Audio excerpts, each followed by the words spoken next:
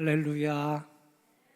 마태복음 24장의 은혜 함께 받겠습니다. 인사드립니다. 평화를 빕니다. 평화를 빕니다. 평화를 빕니다.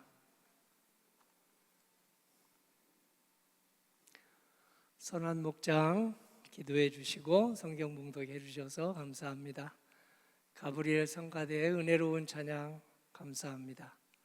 대원들이 점점 많아지네요. 그러다가 100명 대원이 될까 생각을 해봅니다.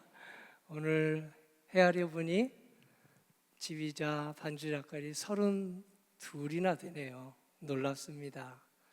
에바다 호산나 성가대처럼 그렇게 꽉 채워져서 너무 감사합니다. 교회 소식 3가지 먼저 알려드립니다. 기도해 주시기 바랍니다. 먼저 이번 주일은 우리 원로 장로님들 신앙 간증을 듣고 있는데요. 이번 주일 2시 예배는 우리 임순모 장로님 신앙 간증이 있겠습니다. 기도해 주시기 바랍니다. 그리고 월요일부터 금요일까지 고난주간 특별 새벽기도 지금 앉으신 3층 본당에서 있겠습니다. 귀한 은혜 함께 받기를 원합니다. 마지막으로 4월 이제 셋째 주가 부활주일인데요. 그 부활주일에 세례식이 있습니다. 우리 형제들 3명이 세례를 받는데 우리 세례 받으면서 성령의 세례도 받도록 기도해 주시기를 바랍니다. 오늘 사라지는 것과 영원한 것이라는 제목으로 잡았습니다. 우리는 천년만년 사는 게 아니죠. 얼마 동안 살다가 갈 겁니다. 한 달 전에는 저의 사촌이 46인데 그만 하늘나라로 갔습니다. 그리고 지난주에는 또 58세 된 저의 이모님 아들이 하늘나라로 갔습니다. 다들 저보다 어린데요. 그렇게 먼저 가는 것을 보니 순서가 없구나. 우리 교회에서만도 우리 성도님들 이렇게 보면 8순, 9순에 가시기도 하지만 그 전에 우리 성가대 지휘를 맡았던 분도 우리 60도 되기 전에 하늘나라 가셨네요. 그러니 우리 모두 나는 종말을 죽음을 대비해야 되겠구나.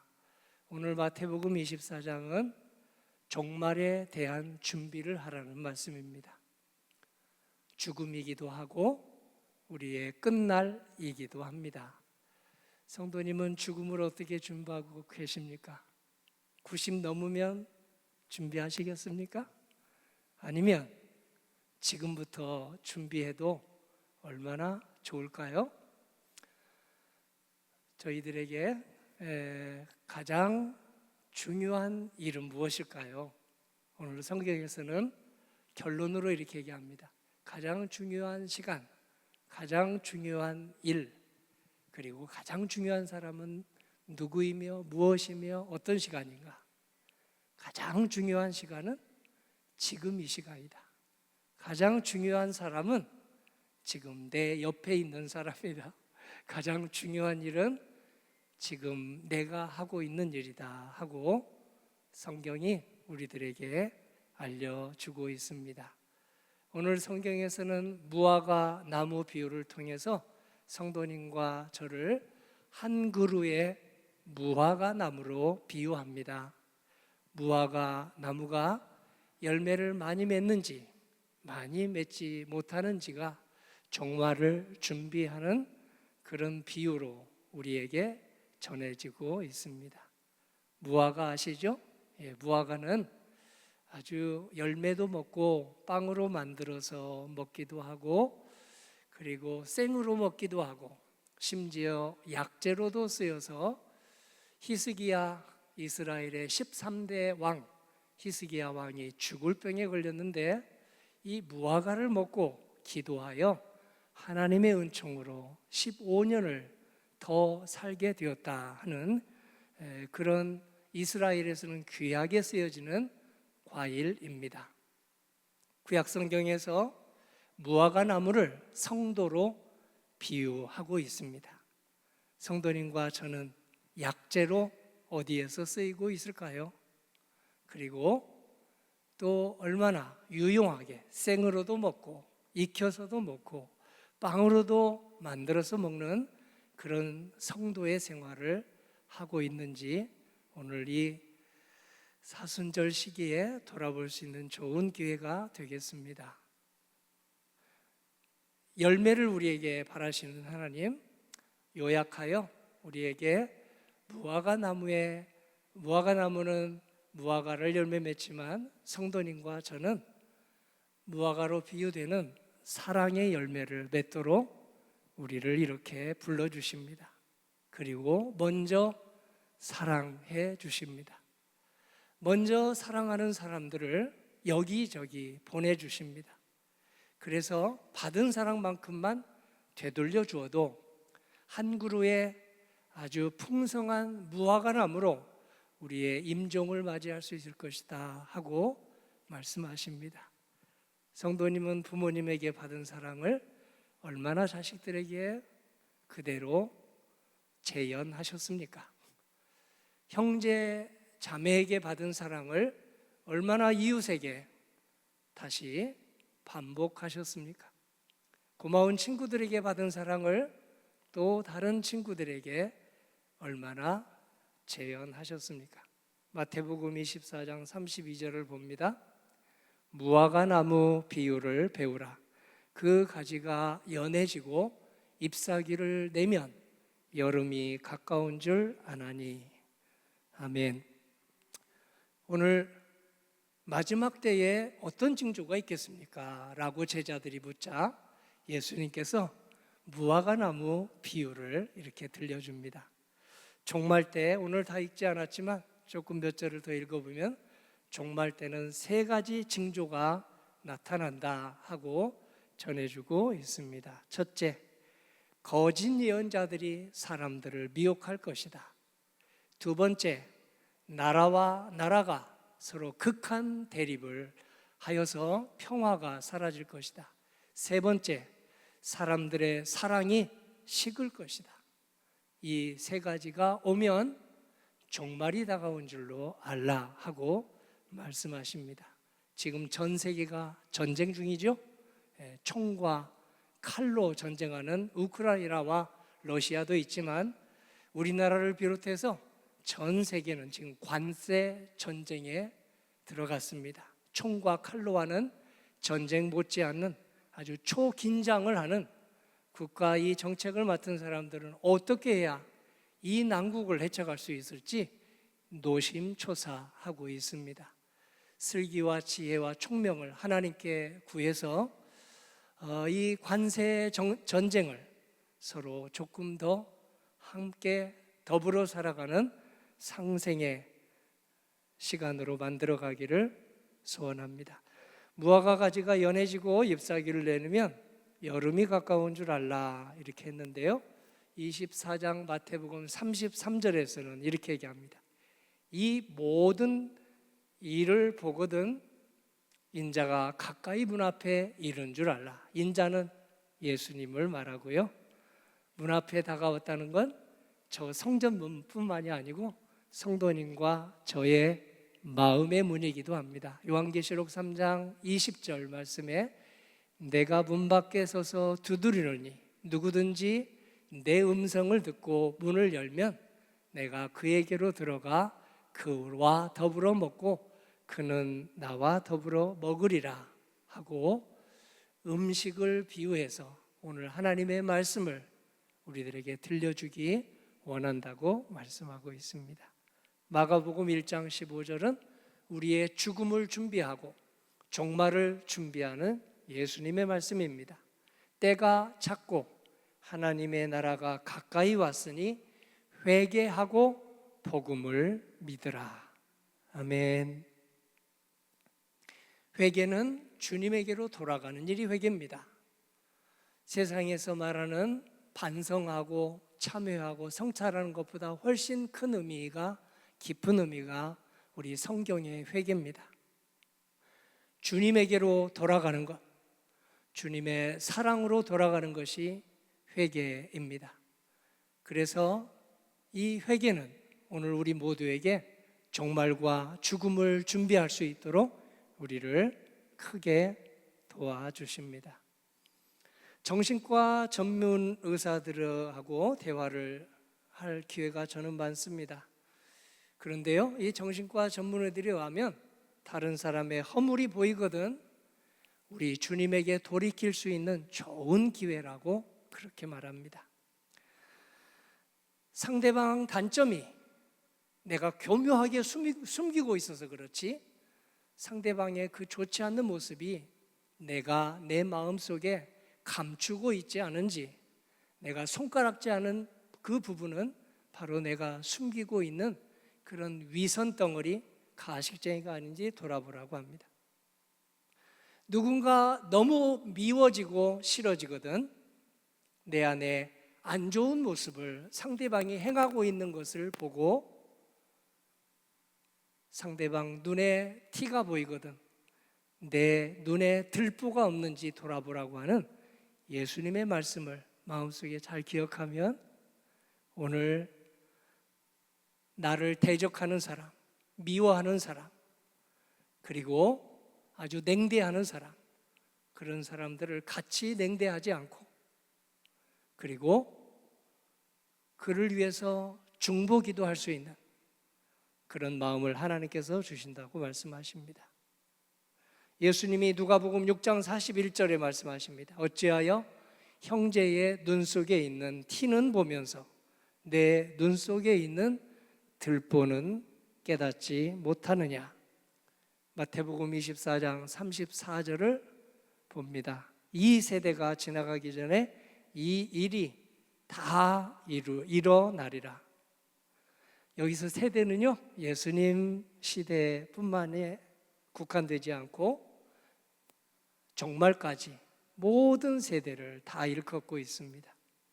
해가 지면 저녁이 오고 그리고 무화과나무가 열리기 시작하면 여름이 오는 줄 아는 것처럼 오늘 죽음과 종말은 언제 올지 모르기 때문에 늘 저녁에 자기 전에 지금 죽는 연습한다.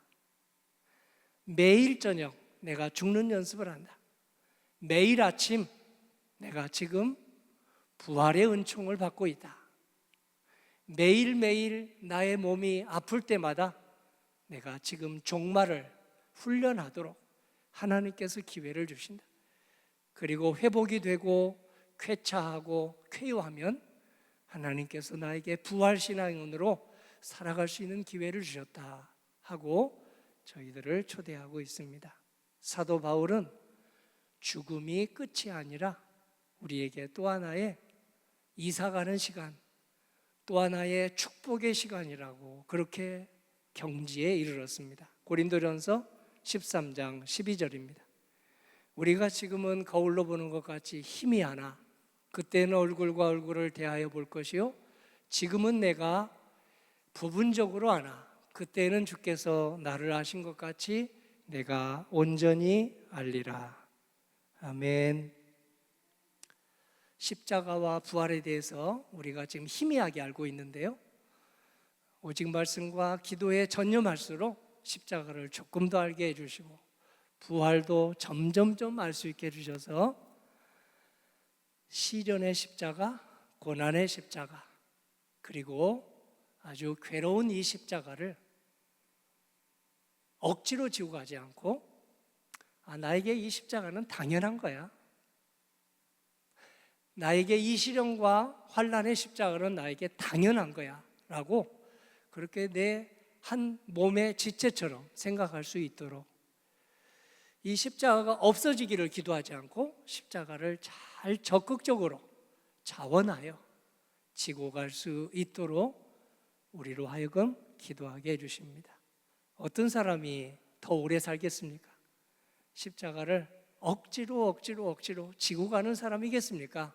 아니면 이 십자가는 하나님께서 나에게 부활의 은총을 주시기 위해서 축복의 전주곡, 부활의 전주곡으로 주시는 것이다 하고, 가정, 교회, 일터에서 얌체처럼 살아가지 말고 나에게 주어진 일들을 아주 엄마가 아기를 안고 가듯이 그렇게 마땅히 할 일로 적극적으로 행한다면 그런 사람이 더 오래 살게 해주신다, 천수를 누리게 해주신다는 것이 의사들의 얘기입니다.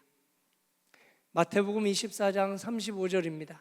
천지는 없어질지언정 내 말은 없어지지 아니하리라. 천지는 없어질지언정 내 말은 없어지지 아니하리라. 저도 젊음이 어느새 사라졌습니다. 잠을 조금만 덜 자면 그 다음날 바로 표시가 납니다. 어떻게 더 젊은 저 목사님들처럼 근육을 좀 만들어 볼까 하고 300개, 400개 아령을 하다가 큰 탈이 났습니다. 지금은 그런 어리석은 일을 하지 않습니다. 그저 맨손 체조만 해도 감사할 뿐입니다. 과식하면 바로 탈납니다. 그래서 과식하고 싶어도 이제는 탈나는 것이 더 나에게 괴롭기 때문에 그저 적절하게 먹으려고 합니다. 나에게 얼마나 시간이 남았을까? 하나님이 내 조카 46에 불러가고 내 이모의 아들 60도 되기 전에 불러가셨는데 나도 곧 갈 수 있겠구나 하고 우리 매일 저녁 잘 때 아주 특별 기도를 드리는 시간이 많아졌습니다. 아침에 일어날 때도 부활이신 주님을 찬송하게 됩니다. 모든 것은 지나갑니다. 주님만이 불변하십니다. 주님만 모시고 살면 사실 모든 것을 가진 것과 똑같아 하는 것이 십자가의 신비, 부활의 신비입니다. 세상 사람들이 부러워하는 모든 것을 가졌다 해도 오늘 주님을 모시지 못하고 살아가면 그것은 다 헛것을 가지고 허수아비 품고 지금 살아가는 것이라고 말씀하십니다. 베드로전서 1장 23절을 보면 베드로가 그 사실을 깨달았습니다. 너희가 거듭난 것은 썩어질 씨로 된 것이 아니요 썩지 아니할 씨로 된 것이니 살아있고 항상 있는 하나님의 말씀으로 되었느니라. 아멘. 할렐루야. 베드로의 이름이 무엇이었습니까? 시몬이었습니다. 그런데 예수님이 장명해 주셨습니다.